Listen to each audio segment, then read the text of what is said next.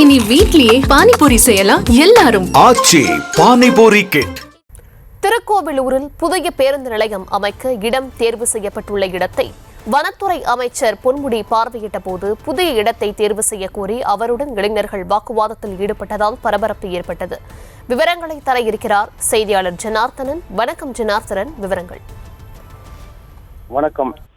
திருக்கோவிலூர் புதிய பேருந்து நிலையம் அமையவுள்ள இடத்தை பார்வையிட வந்த அமைச்சர் பொன்முடியிடம் இந்த இடம் தேர்வு செய்யக்கூடாது, மாற்று இடம் தேர்வு செய்ய வேண்டும் என இளைஞர்கள் வாக்குவாதத்தில் ஈடுபட்டதால் பரபரப்பு ஏற்பட்டது.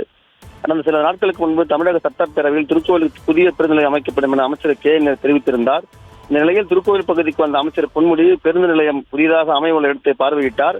அப்போது அங்கு வந்த சமூக ஆர்வலர் கணேஷ், பேருந்து நிலையம் அமைய உள்ளதாக தேர்வு செய்யப்பட்ட இடம் தனிநபருக்கு சொந்தமானது, அந்த இடத்தை தேர்வு செய்வதற்காக பல கோடி ரூபாய் பணம் கைமாறி உள்ளதாகவும் அமைச்சர் எடுத்துரைத்தார்.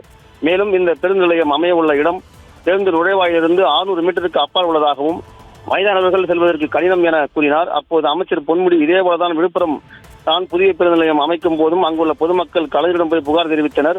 ஆனால் தற்போது பேருந்து நிலையம் எப்படி உள்ளது என்பது அனைவருக்கும் தெரியும், அதேபோல் திருக்கோவில் பேருந்து நிலையம் மாறும் என்று பேசினார். இந்த நீண்ட தூரம் நடந்து சென்று பேருந்து நிலையம் உள்ள இடத்தை பார்வையிட்ட அமைச்சர் பொன்முடி சொல்வது உண்மைதான் போல் உள்ள தூரம் இருக்கிறது, பேருந்து நிலையம் இந்த இடத்தில் அமைந்தால் பிரச்சனை வரும் போல இருக்கு என்று கூறியதால் பரபரப்பு ஏற்பட்டது. விவரங்களுக்கு நன்றி.